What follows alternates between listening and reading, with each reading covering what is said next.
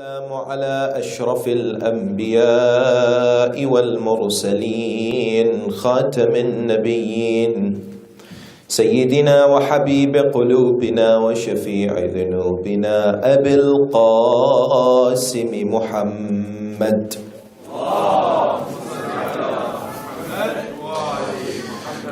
وعلى أهل بيته الطيبين الطاهرين المعصومين المطهرين المكرمين واللعنة الدائمة على أعدائهم أجمعين من أول يوم ظلمهم إلى قيام يوم الدين. صلى الله عليك سيدي ومولاي يا أبا عبد الله، صلى الله عليك يا ابن رسول الله، يا رحمة الله الواسعة، ويا باب نجاة الأمة، يا عبرة كل مؤمن ومؤمنة، يا ليتنا كنا معكم سيدي فنفوز فوزا عظيما. قال الله سبحانه وتعالى في محكم كتابه الكريم وهو أحسن القائلين وأصدق الصادقين: بسم الله الرحمن الرحيم، إنا كفيناك المستهزئين. آمنا بالله، صدق الله العلي العظيم. For the purification of the souls and the enlightenment of the hearts, and for the hastening of the reappearance of the awaited Saviour, Ajjalallahu Ta'ala Farajahu Sharif, enlighten your souls and the atmosphere with the recitation of salawat upon Muhammad wa ali Muhammad.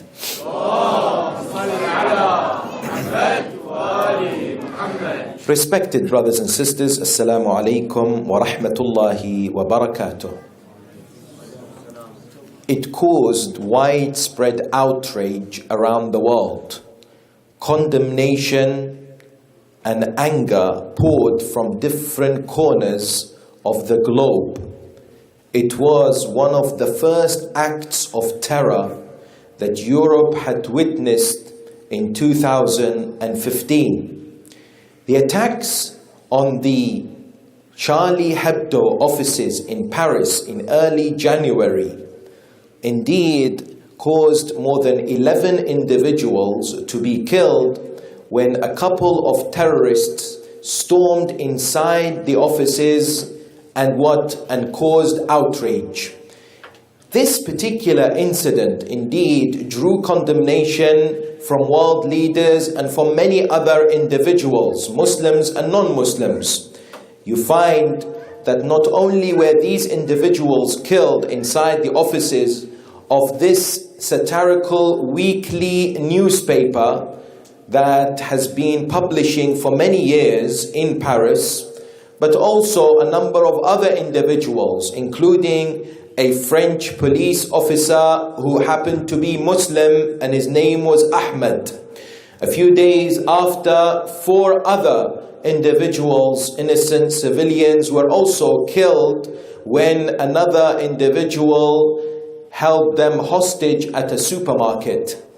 What we find was this was a series of events in which Muslims and the religion of Islam have been once again put at the forefront of news.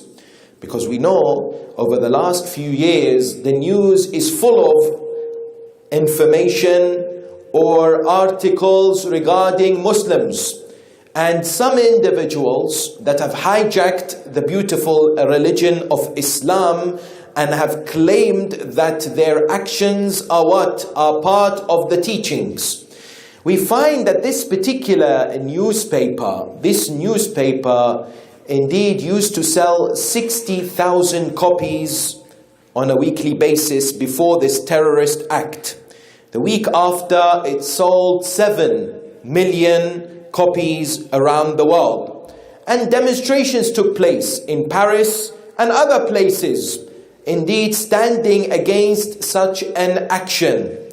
What this particular terrorist act brought forward is the discussion surrounding a number of issues. The issues include freedom of speech and the right of expression for people living in Western societies. It also brought forward what? Brought forward the idea of whether Muslims are allowed to depict the Prophet or any other holy individual. In that, what do you find?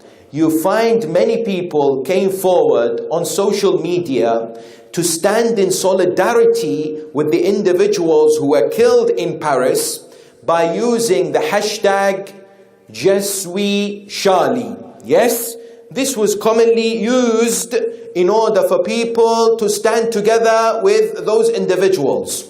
Yet the idea about freedom of speech was discussed extensively in the media and across many different circles. People came forward and said Western values espouse the freedom of individuals to express themselves, importantly to ridicule and mock anyone that they wish. There are no boundaries. This is part and parcel of what? Western values and the liberal teachings of democratic systems in the West. They came forward and they discussed this. You will find, and some of you may have watched the television programs that followed this heinous act and this terrorism that took place, that of course we condemn. You find what happens. Some of them came forward and said, we do not understand. What is the problem when it comes to drawing cartoons that depict the Prophet? Because this particular satirical newspaper was controversial. It published a number of cartoons mocking the Prophet of Islam, Rasul al-A'zam Muhammad sallallahu alayhi wa alihi wa sallam. Later on, after this incident took place, a few days later, the next edition of Charlie Hebdo was on the front cover, once again, they published a cartoon depicting the Prophet of Islam, which in turn caused outrage in the Muslim world. People here in the West ask this question, what's wrong with mocking? Surely an individual has the right to laugh at any other.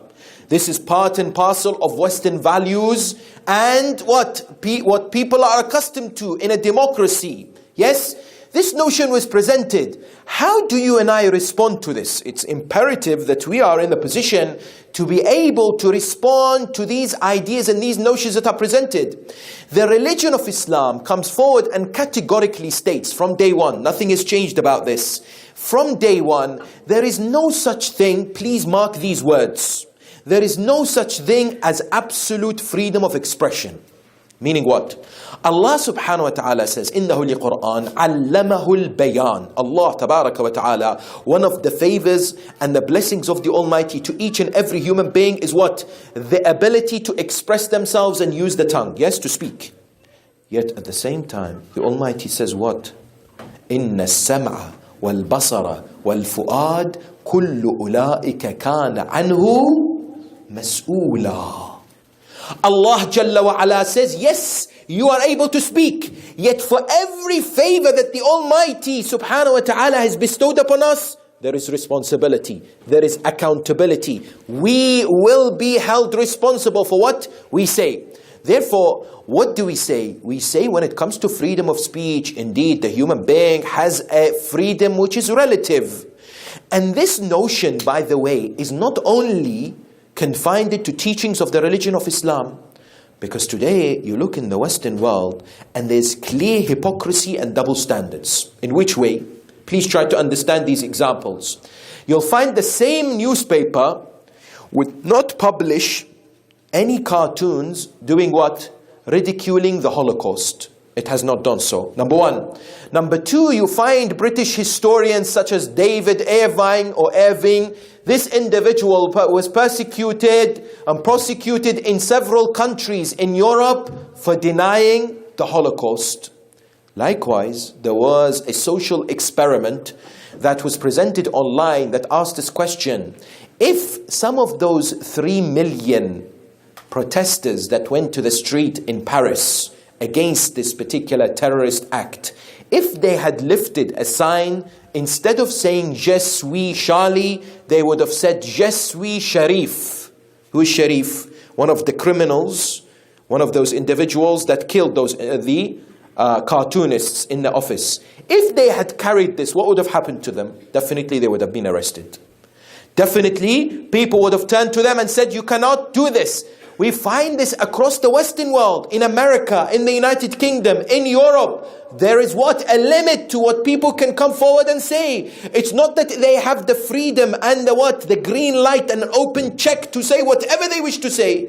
That's why in 2011 there was a YouGov poll conducted in this country. 82% of the voters said what? Said those individuals who are protesters and are burning the poppies, you know, the poppies that people wear, yes, in November, 82% said they should be prosecuted. They should be imprisoned. Why? Well, they are coming forward and doing what? They are coming forward and insulting a principle or a day in which the majority of people honor those who had fallen in World War I. Therefore, the reality emerges, and that's what? This notion of the absolute freedom of expression and freedom of speech does not in reality exist. It is not only for Muslims to say that, you know, when it comes to the Holy Prophet, and not only Rasulullah, but every Prophet of God and holy individual, those individuals are red lines as far as what? Ridiculing them, laughing at them, depicting them in an unacceptable manner in a satire or in cartoons or in any other way. Number one. Number two, people also ask the question, because what happened, I was reading myself. After this incident, you often get this trend. You find the rise of what we call pseudo-maraja. Yes, pseudo-scholars. You know, and these sometimes happen to be Muslims, sometimes they happen to be Shias, sometimes non-Shias, sometimes non-Muslims. This time it was non-Muslims. Where in newspapers online they used to come up and say, this is not mentioned in the Quran. Where can you find in the Quran that says you cannot have a drawing of the Holy Prophet? Yes, somehow extrapolating and coming with an Islamic law, yes, coming forward and saying that in the religion of Islam, as long as it is not in the Quran, then it is what? It is okay. And you find this discussed in many different circles. Where do we stand as the school of ahlelbayt when it comes to cartoons that draw the Holy Prophet or the Imams or any other prophet like Jesus or any other? Because by the way, when it comes to the Danish newspaper that in 2006 published similar cartoons that ridiculed the Prophet of Islam, they were given cartoons that ridiculed Isa alayhi salam. They refused to publish them. They said that will incite people. Subhanallah. In any case, it's pick and choose, of course. Yet the question arises here, and that is what? And that is, what is the jurisprudential ruling of our scholars as far as drawings are concerned, drawings of the Prophet?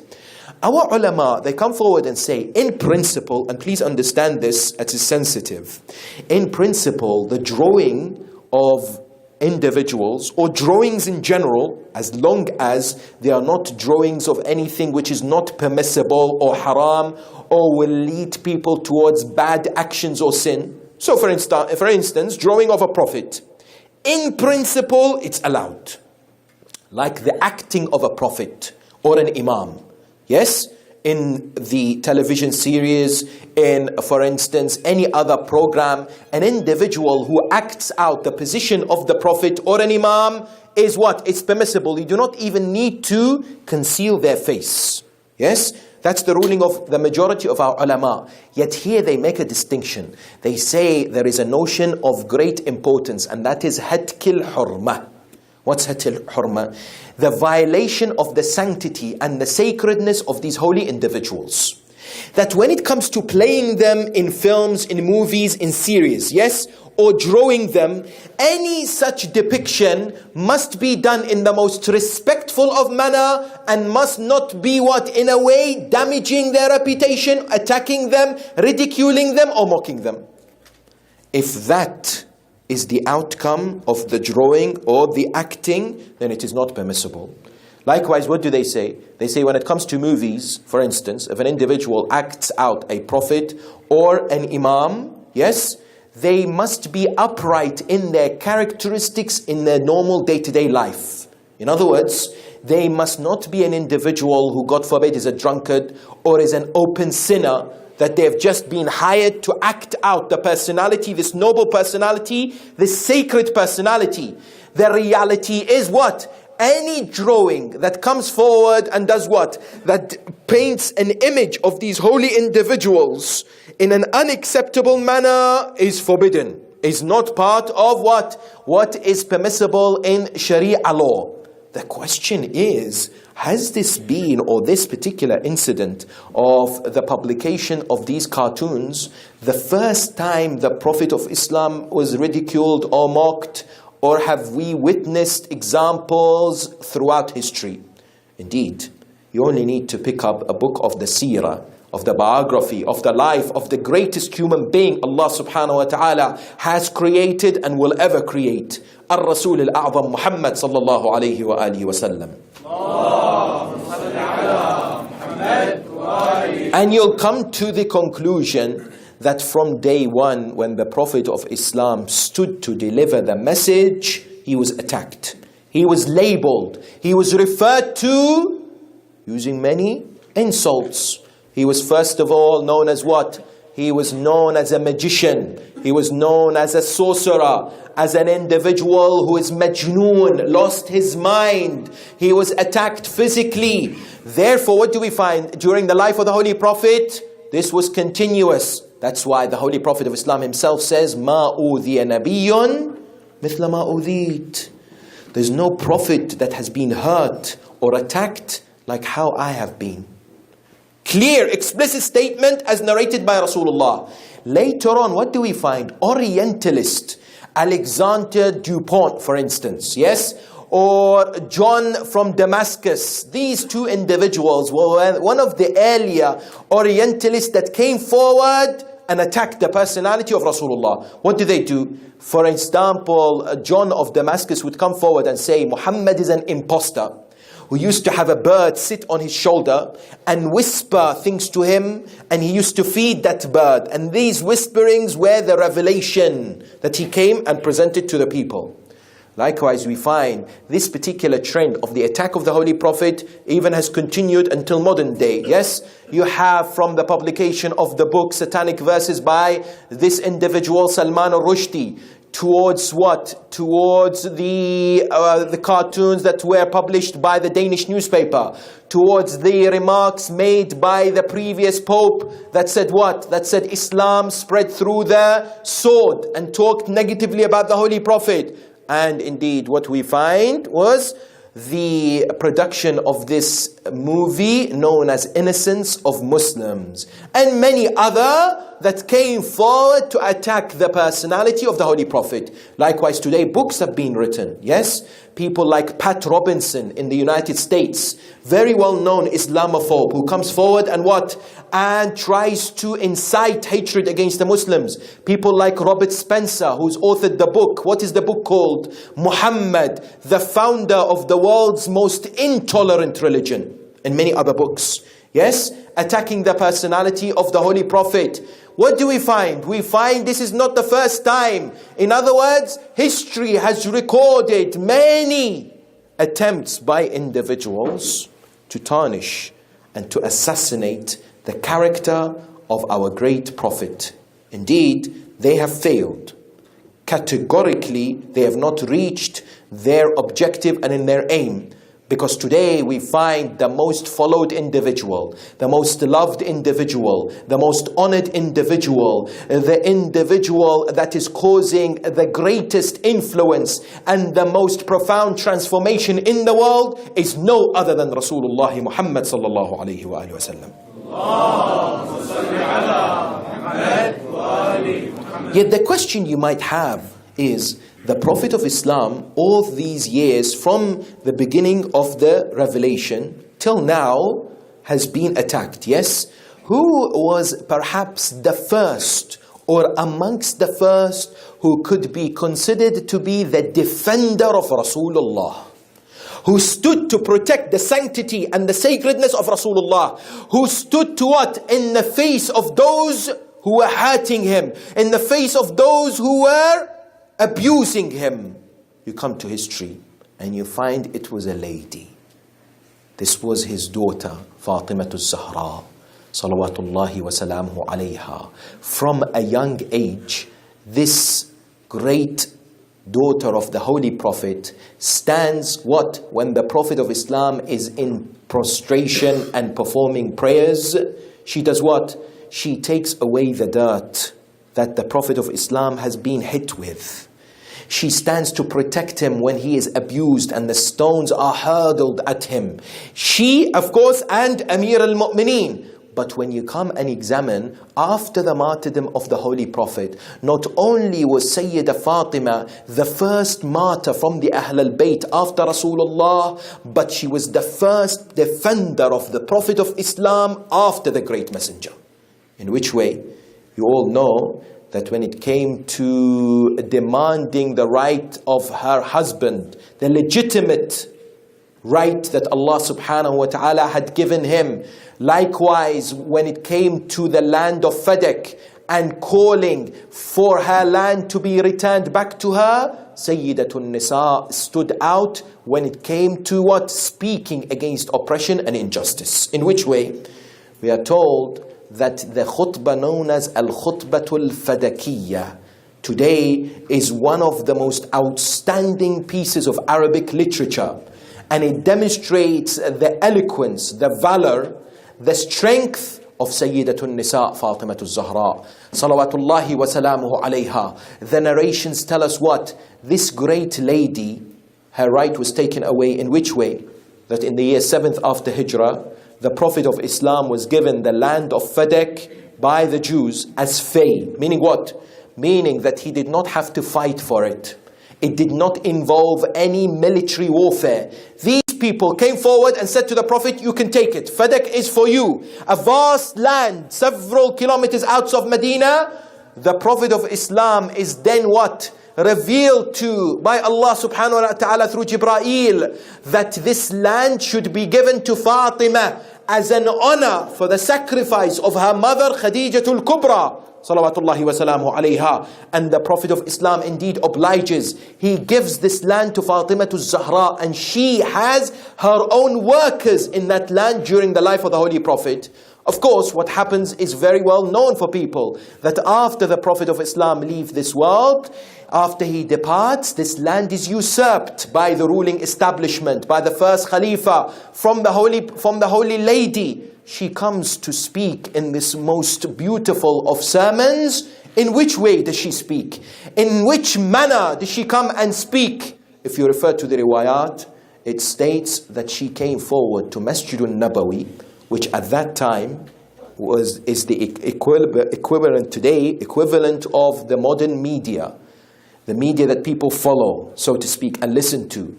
On her way, they noticed how she approached this particular announcement or the delivery of this sermon. The narrations tell us that the hijab that Fatima al-Zahra alayhi salam was wearing was characterized by the fact that it was so loose, it was long, that she was pulling it with her. Yes, they made this comment that the hijab of Fatima al-Zahra was this particular hijab, an important message for our sisters and our brothers too.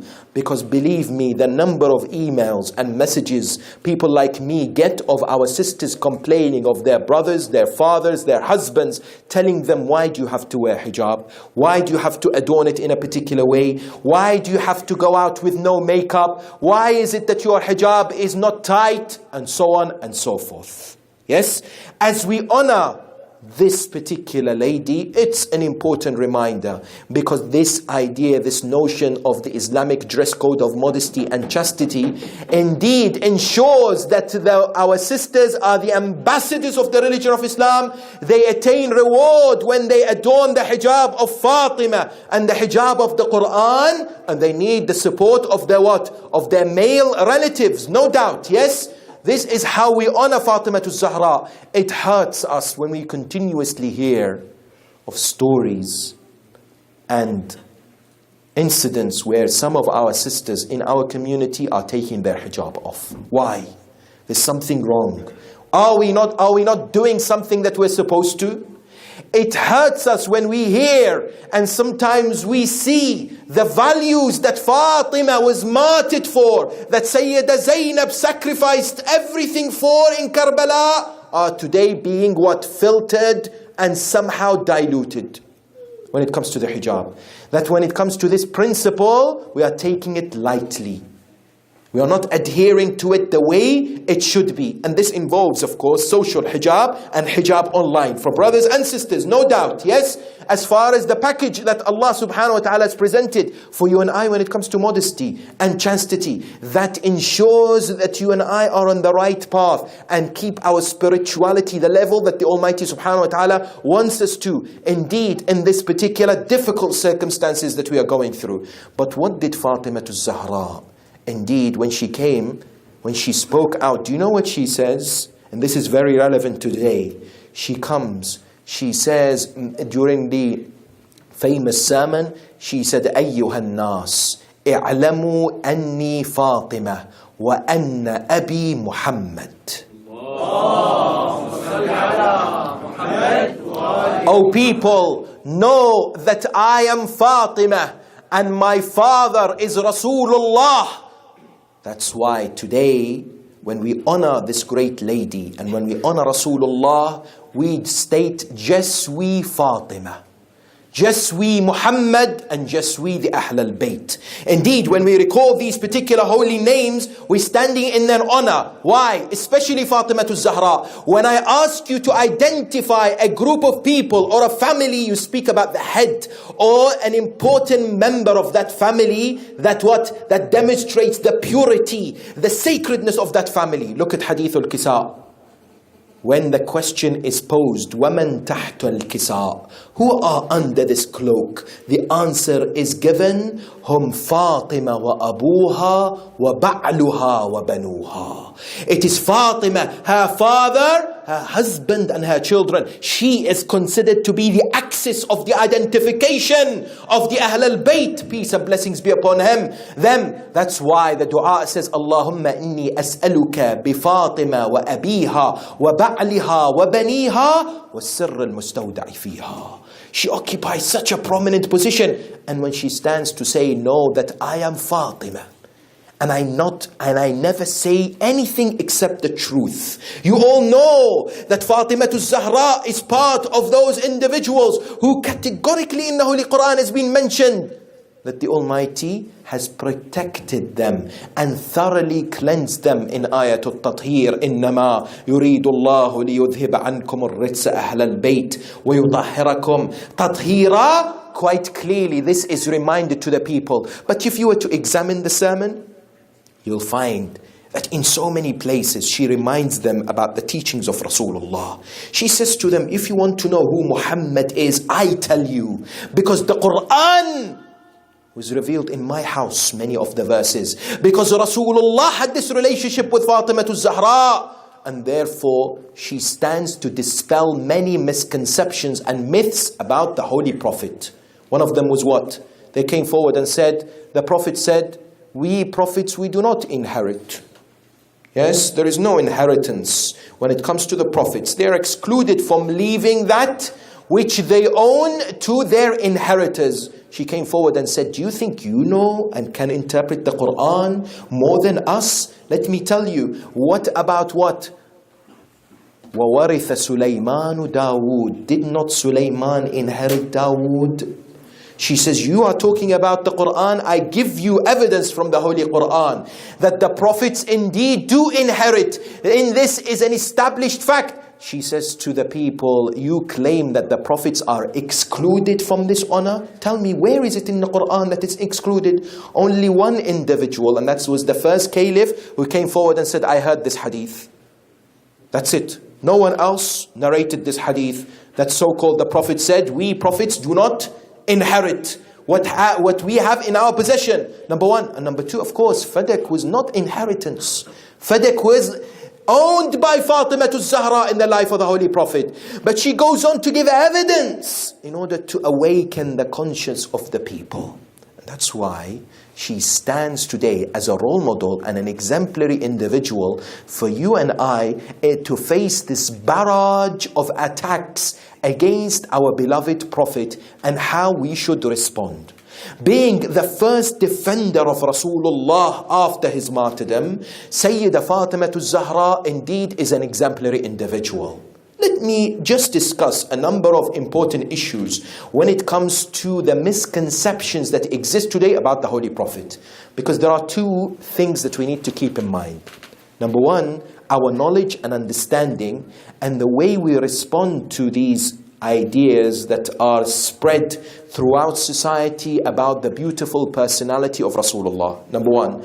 Number two, the way we conduct ourselves and represent Rasulullah and the ahlelbayt as Muslims. These two notions are critical for us to appreciate when it comes to examining what?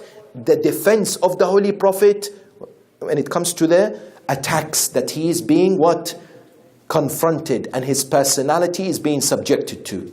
When you look at this notion, what do you find? The first thing that strikes you is what? That the school of ahlelbayt, brothers and sisters, and please pay attention to this point. The school of ahlelbayt, we have no doubt and are not shy to say and have evidence to present that there is no school today within the Islamic Ummah that defends and stands to exonerate the Holy Prophet from all the misconceptions and all the accusations like the school of ahlelbayt. That it looks at Rasulullah like no other Muslim school of thought. You say to me, how? I say to you, there are so many examples that unfortunately are found in the books of Muslims out there that sadly depict the Holy Prophet in many ways that leaves a lot to be desired. And it hurts us. And we have to speak about it in the hope that Muslims wake up and re-scrutinize the books of hadith to be able to say, no, there is no way that we can show the Prophet of Islam in such a way. No doubt, there is barrage of attacks outside the religion of Islam, but sometimes we need to look at ourselves from within, yes? That the healing must start from within our own circles. When I say our own circles, I say the Muslim Ummah. Let's give a number of examples. Allah subhanahu wa ta'ala, and you may be asked about this, because this is commonly believed and spread. And people like Robert Spencer, if you read his book, this particular vile book, that attacks the personality of the Holy Prophet, many of what I'm going to say he refers to.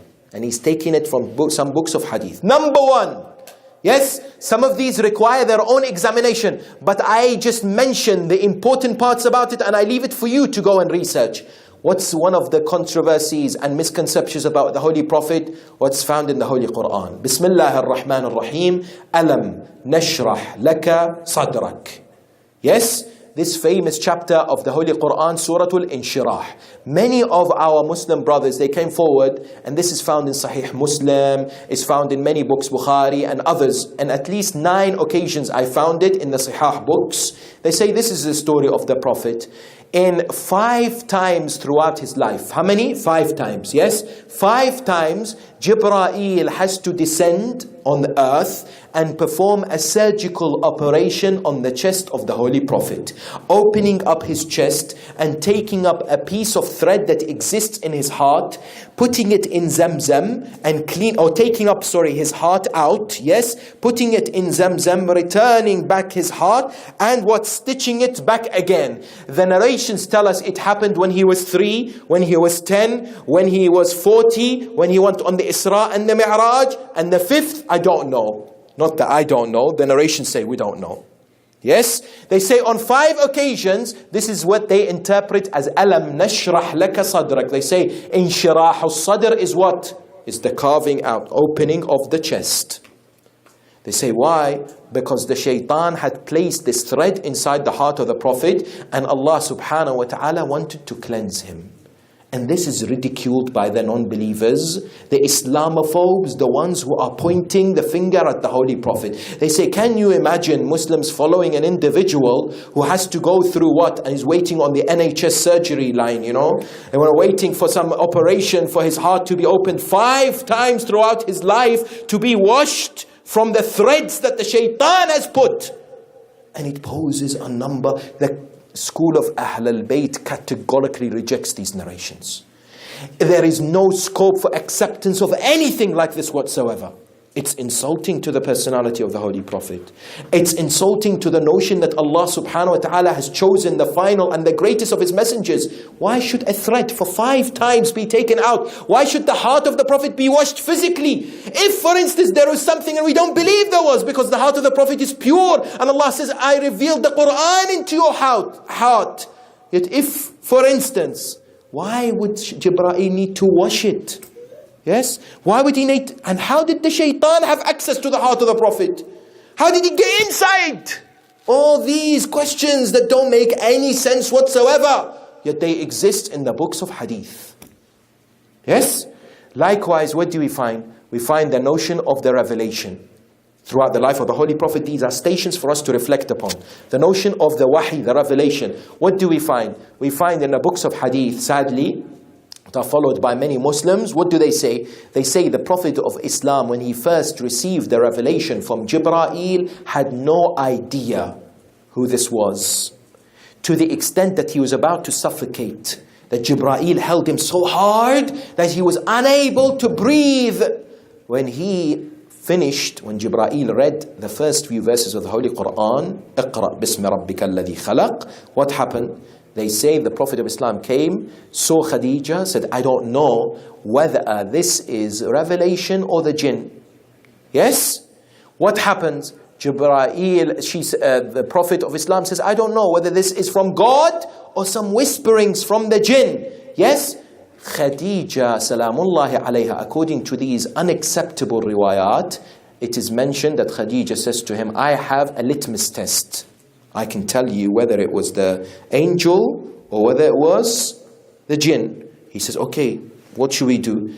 She says, come and sit next to me on my thighs. Yes? If you sit on my thighs and I have my hijab on, yes?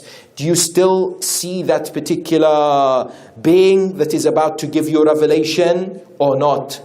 He says, I see it. She then takes off her hijab. She says, do you see it? He says, no, I don't see it. She says, it's a malaika. Since when were the malaika not approaching human beings when people are not in hijab? Otherwise, our sisters are having a very easy life. Since when this is the case? Yes? And you know this particular clip? It is used, or this story, it's used in the film Innocence of Muslims. It is used. For those people who have seen the 14-minute part of this clip, it is used. Exactly this. And it is found where? In many of the books of hadith. What else do we find? We find this man, Robert Spencer, placing a lot of emphasis, and others like this individual, John of Damascus, talking about the story of Zainab bint Jahsh. What is the story of Zainab bint Jahsh? The Quran speaks about the story of the individual known as Zayd ibn Haritha, whom the Prophet of Islam was gifted by his devoted wife, Khadijatul Kubra salamullahi alayha. Yes? She had this slave by the name of Zayd. She presented him to the Prophet. The Prophet of Islam freed him. Later on, adopted him as his son. And he had a choice to join his family, and he declined and chose to stay with the Prophet. When he decided to stay with the Prophet of Islam encouraged him to get married. And what? Supported him to get married with Zainab bint Jahsh, his cousin, the Prophet's cousin. Yes? Zainab bint Jahsh was from an aristocratic family. She was what? An individual who Zayd got married to. Yet after, for example, approximately a year, their relationship would not work. They had problems. And Zayd many a times would come to the Prophet to request what? To request that the Prophet somehow divorces him from Zainab. But the Prophet would say, no, keep working at your relationship. Yes? The fabricated story that is found in many books of tafsir, which the school of ahlelbayt, and specifically our Imam Zayn al-Abidin al-Sajjad, salawatullahi wa salamu alayhi, has refuted, is what? This is the fabricated story. That when Zayd kept telling the Prophet, I don't want to live with Zainab, the Prophet goes to see Zainab. But what? He as soon as stands outside the door, somehow it's a curtain and not a door, and it's blown by the wind. The Prophet looks at Zainab and becomes what? And becomes enchanted. Ma'adallah. He falls in love with Zainab, yes, and comes back. Now Zayd says, I want to get divorced. He says, fine, so that I get married to her. And what do they say? This John and others like Robert Spencer, what do they say? They come forward and say, they say that Muhammad was a womanizer. He was a man who had lustful intentions. Yes? And he wanted that particular lady, and therefore he made his adopted son divorce her so that he would marry her. And today, unfortunately, this has found its way in many books of hadith. The school of ahlelbayt says this is insulting to the Holy Prophet. The Quran says, وَإِنَّكَ لَعَلَىٰ خُلُقٍ عَظِيمٍ. The Quran says, وَمَا أَرْسَلْنَاكَ إِلَّا رَحْمَةً لِلْعَالَمِينَ. Allah subhanahu wa ta'ala says, وَمَا يَنطِقُ عَنِ الْهَوَىٰ. The Prophet of Islam is ma'soom from birth till the end of his life, until he left this world. There would be no way that the Prophet of Islam would undertake and perform anything that is remotely something like this. Yes? How do we respond? We say, look at the hadith of the ahlelbayt. The hadith of the ahlelbayt quite categorically denounce any form of the Prophet looking at Zainab. Allah subhanahu wa ta'ala had informed the Prophet, has said to him, one day you will marry Zainab bint Jahsh.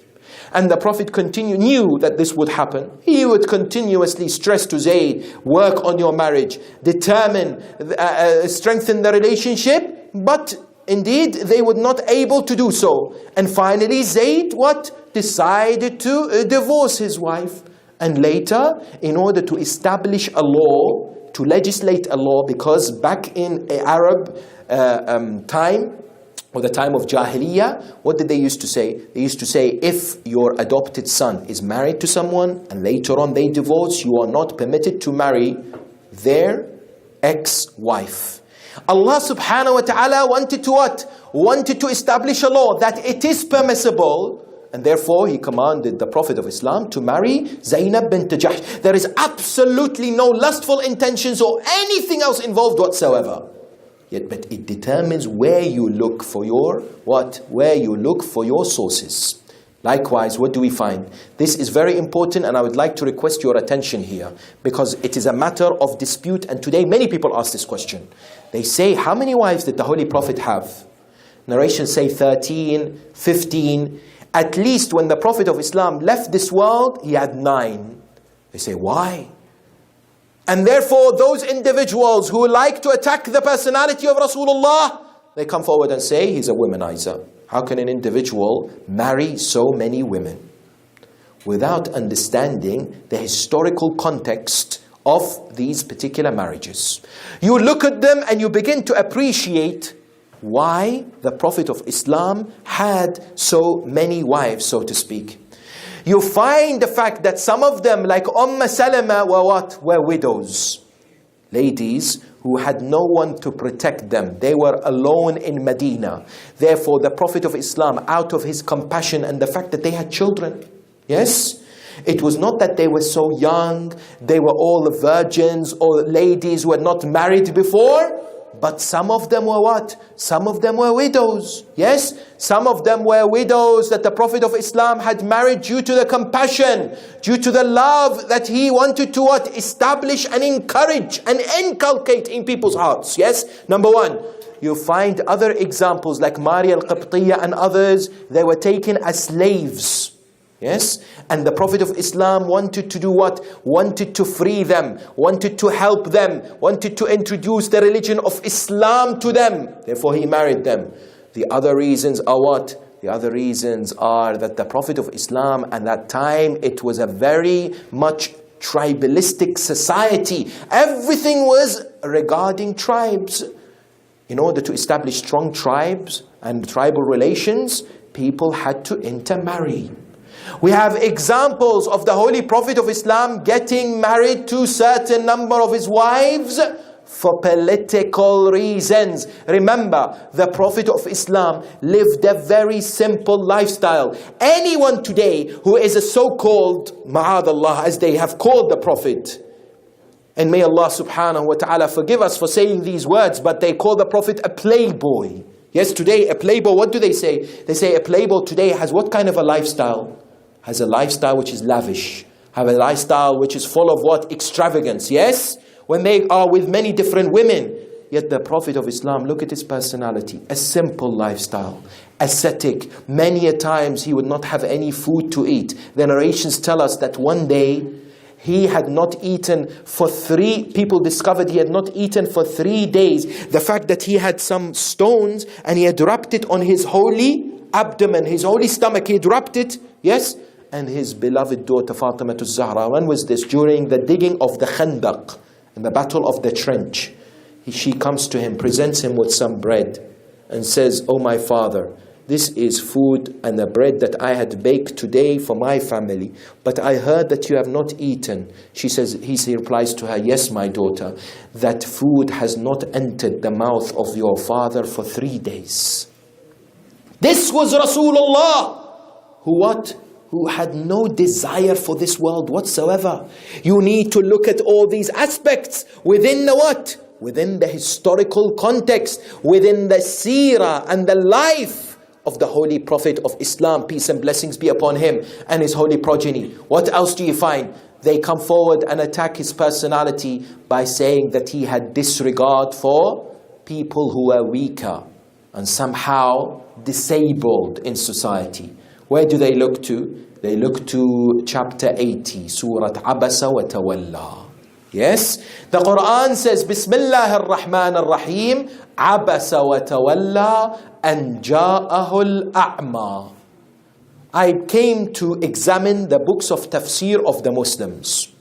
Yes, I did not find a single book of tafsir which were from non-ahlelbayt mufassirin who came forward and did not say that this individual who frowned and looked away when there was a blind man by the name of Abdullah ibn Maktoum entered the place where the Prophet of Islam was, they all come forward and say the man who turned away and frowned and was unhappy because he saw a blind man enter because he was trying to spread the message, they categorically say Ijma'ul Muslimin, they say it was the Prophet. They say, and Allah rebuked him. وَمَا يُدْرِيكَ لَعَلَّهُ يَزَّكَّى. They say that the Quran says to the Prophet, how could you turn away and frown? You know, maybe he wants purification. He's come to ask you for guidance.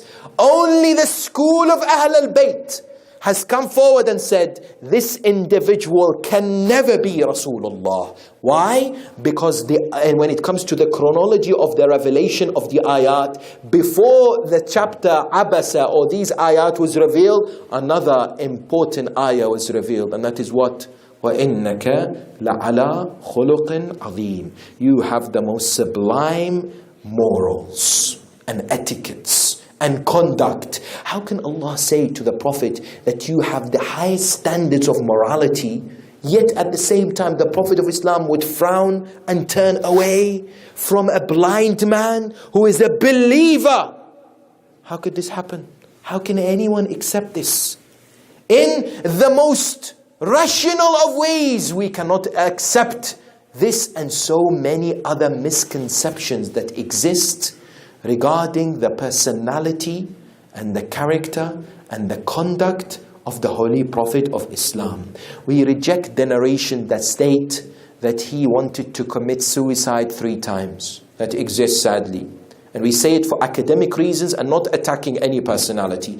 But they exist in Sahih al-Bukhari that for 3 occasions the Prophet of Islam stands on Ghar Hira when he was unsure whether it was revelation or not and wanted to throw himself off the cliff.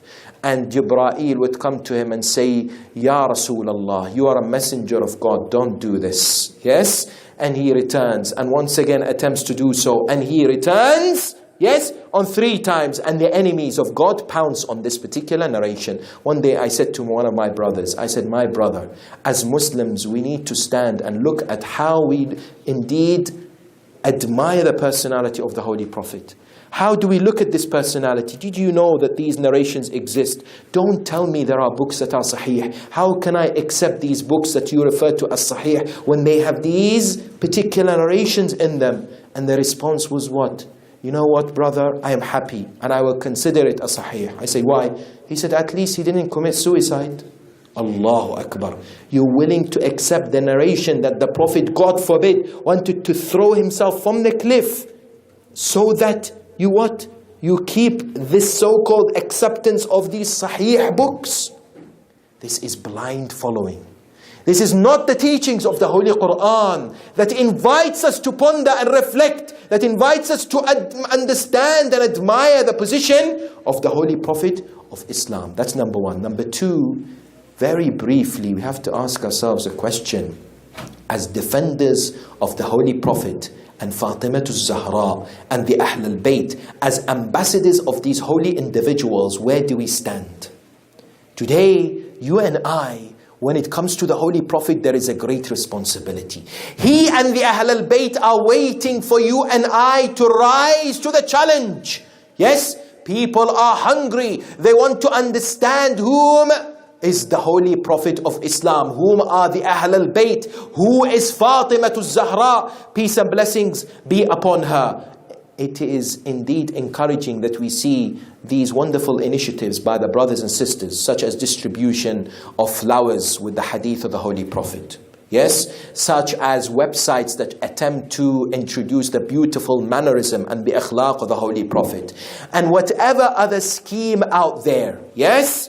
But there is so much more to be done in a society that allows you to do what? To disseminate the teachings of the Holy Prophet and the ahlelbayt. My dear brothers and sisters, to defend the Holy Prophet is not to change our Facebook statuses only, but to understand his status.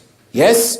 When it comes to defending the honor of the Holy Prophet, it is not about changing our profile pictures on social media, but about changing ourselves to be honorable followers of the Holy Prophet and the ahlelbayt. It's about appreciating the message of the Holy Prophet, the akhlaq of the Holy Prophet, the Quran that the Prophet of Islam has brought forward. Indeed, by memorizing it, by understanding it, by following it.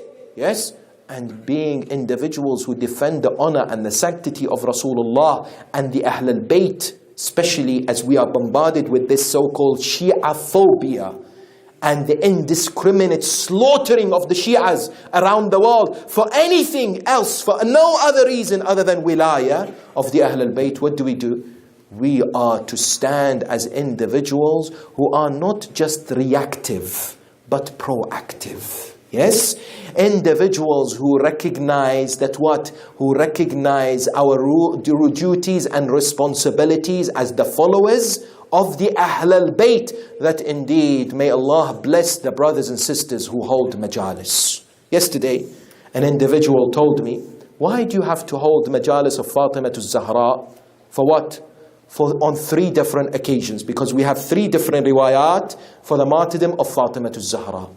And this has something that some people have asked before, and including some of our scholars like Sayyid ibn Tawus radwanullahi ta'ala alayh. He said, I want to find out the exact date of the martyrdom of Sayyidatun Nisa. He would research in the books and so on. Yet one day in his dream, he saw this great lady who said to him, is it so much for my lovers, for those who follow me, to remember my masa'ib on these 3 occasions? Is it so difficult? Yes? Does not the remembrance of Fatima and the ahlelbayt illuminate the hearts? Gives us this inspiration to look up to them and to what? And to emulate them? Indeed, may Allah subhanahu wa ta'ala bless the brothers and sisters who work so hard to establish these majalis in honor of the ahlelbayt. These brothers and sisters are what? Are volunteers. Yet like anything else, it requires the support of the community. This remembrance of the ahlelbayt needs to be kept alive, brothers and sisters. This is not some responsibility for the ulama of a few organizers. Each and every one of us needs to ensure that these organizations are supported financially. It is not only for the rich, by the way, to donate. Yes, Allah subhanahu wa ta'ala and the ahlelbayt indeed are happy and are pleased even with those who are able to donate towards these majalis and their establishment, even if it is the smallest of amounts, not only through donations but by moral support, by giving whatever they can, and by ensuring that the light of Ali Muhammad continues. You know why?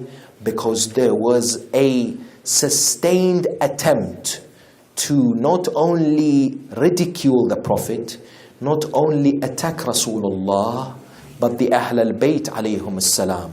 And do you know when it started?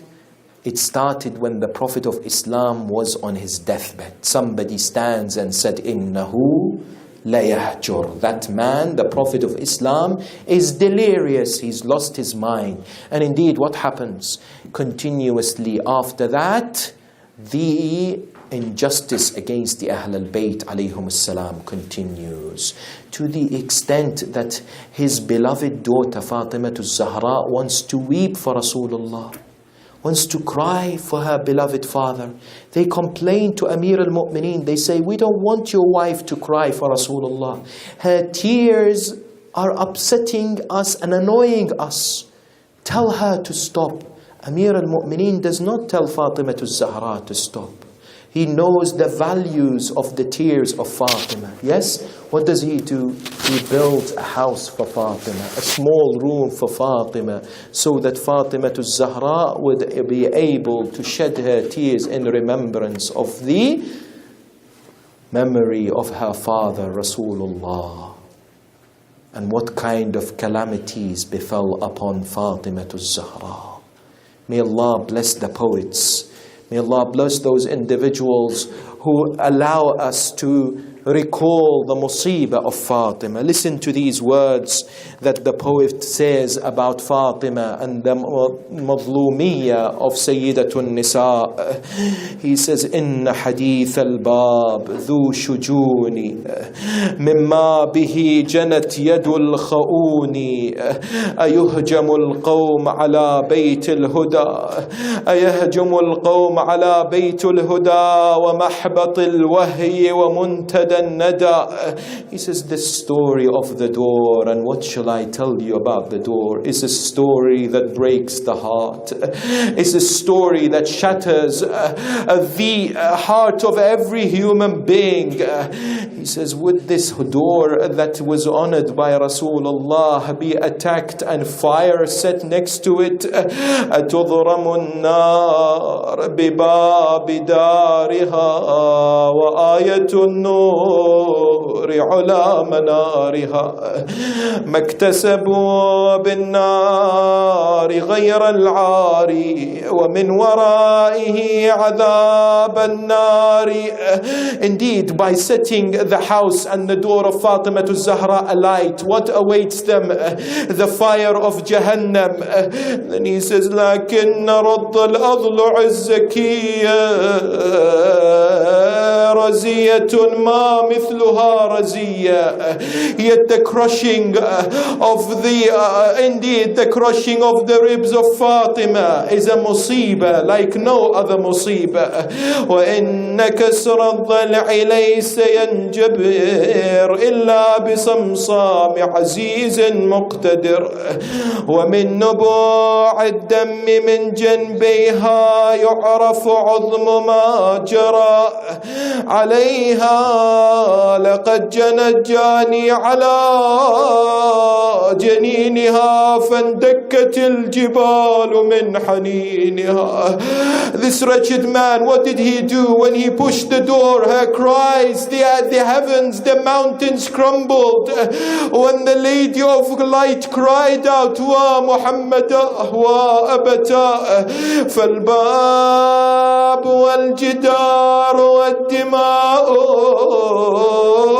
شهود صدق ما بها خفاء ولا تسني خبر المسمار سل صدرها خزانة الأسرار. Do not ask me about the news of the nail. Speak to the chest of Fatima. The chest of Fatima shall tell you about the nail and the extent of the penetration. But they did not only injure Fatima this way. He says وجاوزوا الحد بلطم الخد شلت يد الطغيان والتعدي. Fatima al-Zahra, it is as if she speaks to her father. What does she say? يا بويا كل قلب حالي يكسر عصرني العدو بالباب عصره كسر ضلعي وسطرني شلون سطره غدا من هالنهار بعيني ظلمه يا بويا وطاح من جور العلية جنيني وطحت ما ظل حيل بيا وعلي منك مكتف بالوصية وحسين وحسن وحسين يتباكون يم ابويا لما صارت وهجموا على الدار وقاموا يحرقون الباب بالنار لذت بي وجرح صدري المسمار وجنيني طاح مني ويست منه. الله أكبر. This is the alam. هذه آلام فاطمة الزهراء. She suffered in silence.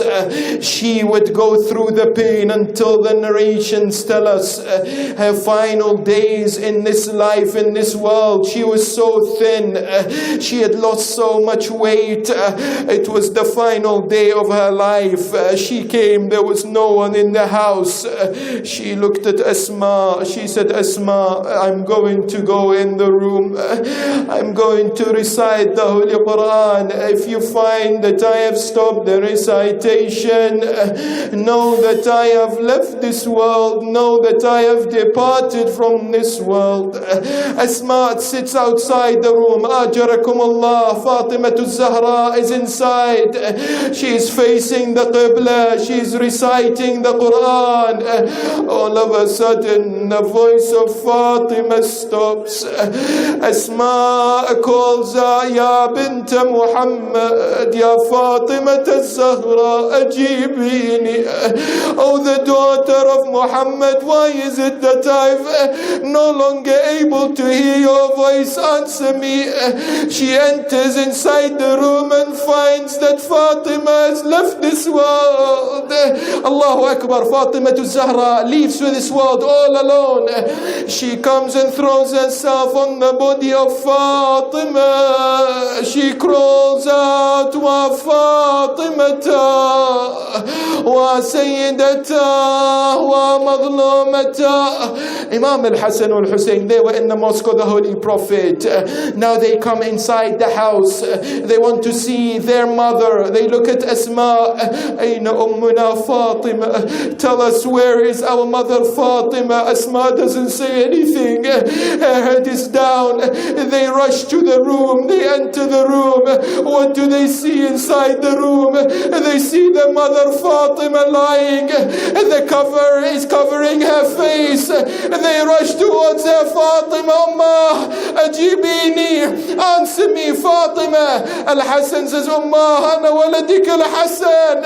لقد قطعتني قلبي. You have shattered my veins of my heart. Hussein looks at her and says, Mother Fatima, I am Hussein. Allahu Akbar. Now what do? They leave the house. They go to the mosque. They see the people. They are crying. They cry out, Allahu Akbar. لقد ماتت أمنا فاطمة. The cries and the wails can be heard all across the city of Medina. In the mosque of the Prophet was Amir al-Mu'mineen. The narration says as soon as he heard this, he collapsed onto the ground. He had lost Rasulullah, now he has lost Fatima to Zahra.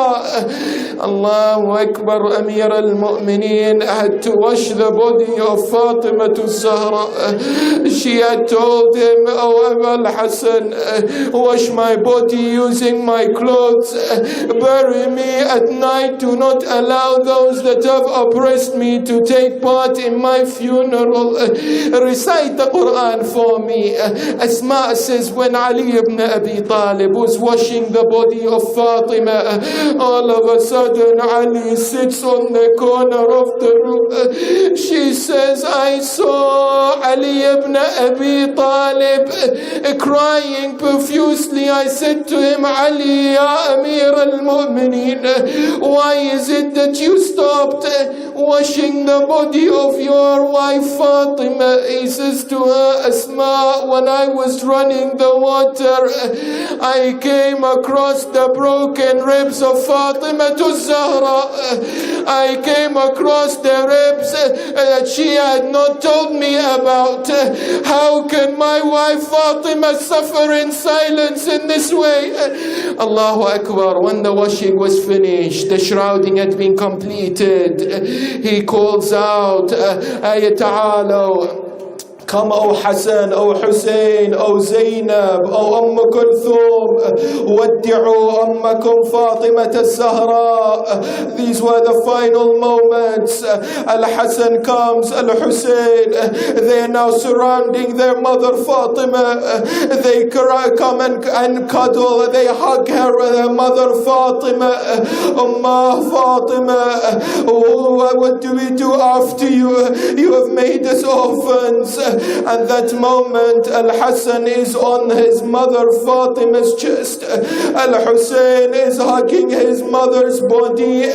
The narration says that Fatima extended her hands. She lapped her hands around them. It was as if to say, "My sons, this is the farewell from me to you." At that moment, nada munadin min as-sama, "Ya علي يا علي ارفع هؤلاء عن جسد والدتهما فلقد أبكيا ملائكة السماء." Oh Ali, the malaika, the angels are not able to see Fatima being hugged by Al-Hassan Al-Hussein. They are weeping and crying. This is not something that they are able to witness. ساعد الله قلبك يا صاحب الزمان. If the angels cannot see Hussein on the chest of Fatima, how did they see Shimr sit on the chest of Aba Abdullah?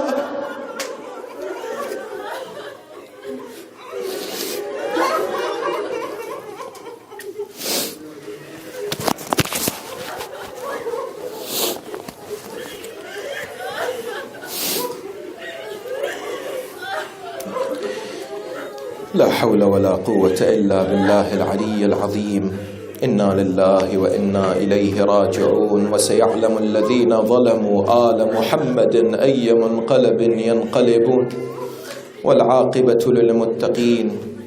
نسألك اللهم وندعوك باسمك العظيم الأعظم الأعز الأجل الأكرم، يا الله يا الله يا الله يا الله يا الله يا الله، إلهي بفاطمة وأبيها وبعلها وبنيها والسر المستودع فيها، يا الله تقبل منا هذا القليل برحمتك الواسعة. اللهم ارزقنا زيارة الحسين في الدنيا وشفاعة الحسين في الآخرة. اللهم انتقم من أعداء الزهراء، عجل لوليك الفرج، اجعلنا من أعمانه وأنصاره ومن المستشهدين بين يديه. اللهم تقبل منا هذا القليل. المؤسسون لهذا المجلس الشريف تقبل اللهم أعمالهم، احشرهم مع محمد وآل محمد، ترحم على أمواتهم. وإلى أرواح المؤمنين والمؤمنات، رحم الله من قرأ الفاتحة تسبقها صلوات.